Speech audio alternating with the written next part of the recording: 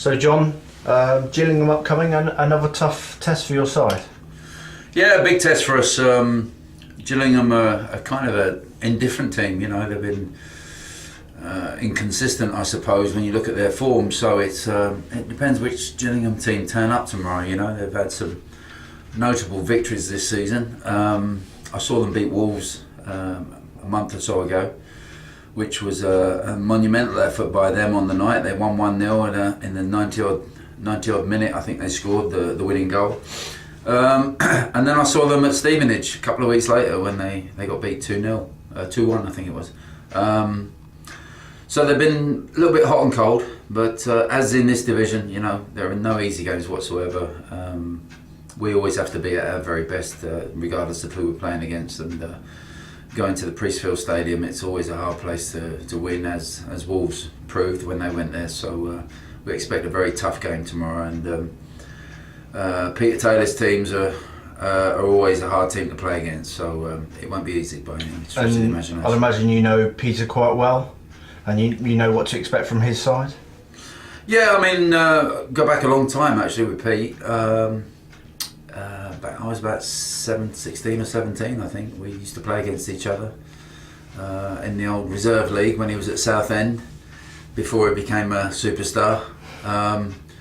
But even then, he was an outstanding player as a kid, and it wasn't long before he obviously went off to places like Crystal Palace and Tottenham.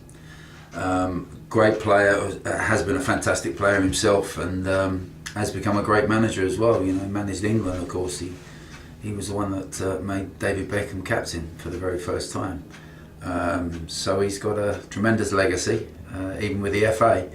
And he's a very well-respected coach and manager, and I'm looking forward to seeing him this weekend. Obviously, we played out a 3-2 home victory. Obviously, things have changed since then for both sides. But, you know, like I said, there's going to be plenty of potential goals in the game, and it's important for us to continue this unbeaten run going into, you know, a heavy fixture congestion, isn't it?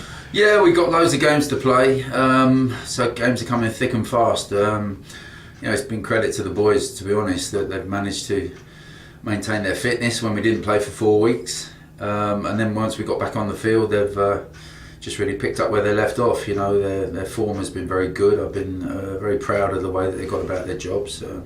Last Tuesday night, of course, against Stevenage, we had a rather indifferent first half, but the second half we were just almost unplayable. And had we taken the opportunities that came our way, we would have won the game by 4 or 5-1. But it wasn't to be. And in the end, we were fortunate to have got something from it when Matty scored in the 92nd minute. But that shows you what we're like. Great character within the side. They keep going, and yeah, we want to keep our run going, and hopefully we can face up with these 2 tough away matches, one at Gillingham this weekend and one at Shrewsbury on Tuesday, and hopefully still have aspirations of challenging the playoff positions. Obviously, we had 2 internationals during the week in Joe Walsh and Roy Fallon. Yeah. I mean, I watched the game for Joe, and he played really well. You must be really proud of him. Yeah, we are very proud of Joe.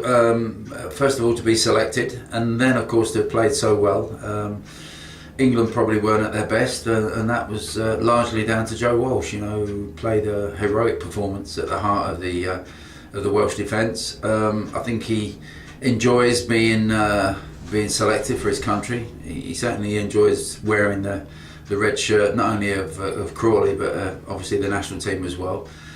And I can see him eventually forcing his way into the full squad, you know, into the senior Welsh squad, because he's certainly been amazing for us this season. Him and McFadzean together alongside Mark Connolly and Matty Sadler with Paul Jones behind them. The five-man defence have been brilliant for us so far this season, so long may it continue.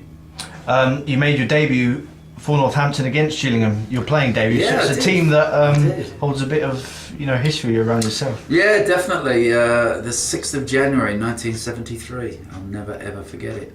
Yeah, with Gillingham at home, we won 2-1.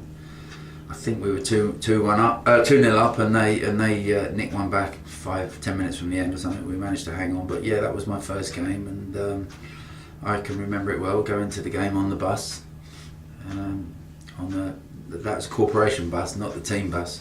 Obviously didn't drive in those days. And so I remember it very well. Brian Yeo, I think, scored the goal for Gillingham, if I remember rightly. There was a guy called David Quirk playing in midfield for Gillingham, who I actually went to school with. He was about 4 years older than me, but I was up against him that day. So yeah, lots of memories from that time, but I'll be more than happy if we win 2-1 again on Saturday.